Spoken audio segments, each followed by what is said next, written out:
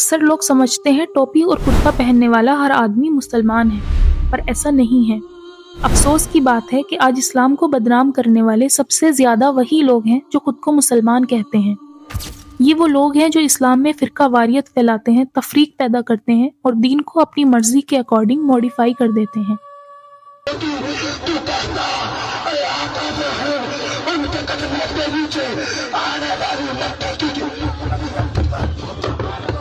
اللہ تک ہے، ہم ان لوگوں کے ماننے والے ہیں جو ایک زندہ قوم ہے، ایک سلسلہ ہے، ایسے زندہ درخت ہے جن کی جڑیں زمین پر ہیں۔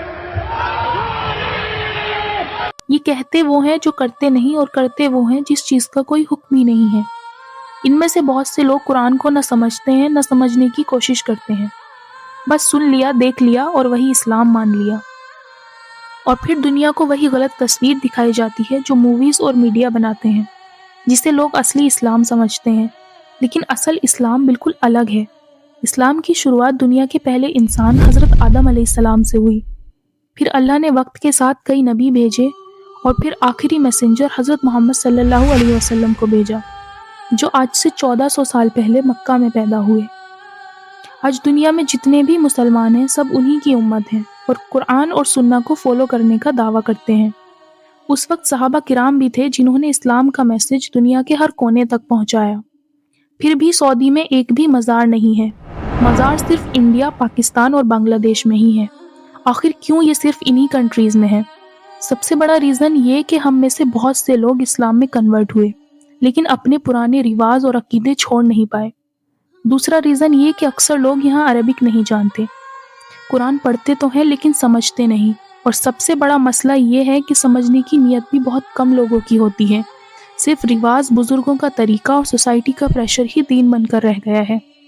اسلام میں پکی قبر بنانا حرام ہے، جبکہ یہ لوگ مزار بناتے ہیں اور پھر ان سے مانگتے ہیں، اور اللہ کے علاوہ کسی اور سے مانگنا شرک ہے، اور شرک اسلام کا سب سے بڑا گناہ ہے۔ اللہ قرآن میں کہتا ہے، اجیب دعوت الداعی اذا دعان، میں پکارنے والے کی پکار سنتا ہی نہیں بلکہ قبول کرتا ہوں۔ پھر ہم اللہ کو چھوڑ کر دوسروں کے پاس کیوں جاتے ہیں؟ اس کے بعد بھی یہ لوگ مزار پر جا کر دعائیں مانگتے ہیں، منتیں مانگتے ہیں۔ مزار پر چندہ، چڑھاوا اور لنگر کے نام پر پیسے کمائے جاتے ہیں۔ اسے جسٹیفائی کرنے والا کوئی بھی مسلمان نہیں ہو سکتا۔ یہ پورا سسٹم ہی اسلام کے خلاف ہے، اور جب ان لوگوں سے پوچھتے ہیں کہ تم سیدھے اللہ سے کیوں نہیں مانگتے تو یہ کہتے ہیں ہم ولیوں کو سفارش کا ذریعہ مانتے ہیں، اور یہی جواب مکہ کے مشرک بھی دیتے تھے کہ ہم بتوں سے نہیں مانگتے، ہم ان کو سفارش کا ذریعہ مانتے ہیں۔ اور جب ان کو سمجھایا جاتا ہے تو یہ لوگ کہتے ہیں ہمارے باپ دادا نے یہی کیا ہے، ہم بھی یہی کریں گے۔ اور یہی بات مکہ کے مشرکین بھی کہتے تھے جب حضرت محمد صلی اللہ علیہ وسلم نے انہیں اسلام کا میسج دیا۔ ہمارے باپ دادا ان بٹن کی پرستش کرتے آئے ہیں کہ ہمارے باپ دادا نے یہی کیا ہے، ہم بھی یہی کریں گے، اس لیے ان میں اور ان میں کوئی فرق نہیں۔ میں بس آپ سب سے یہ کہنا چاہتی ہوں، لوگوں کو دیکھ کر اسلام کو جج نہ کریں، اسلام کو قرآن اور سنہ سے سمجھیں۔ مسلمانوں سے میری ریکویسٹ ہے، قرآن کو ہدایت سمجھ کر پڑھو، کسی فرقے کا غلام نہ بنو۔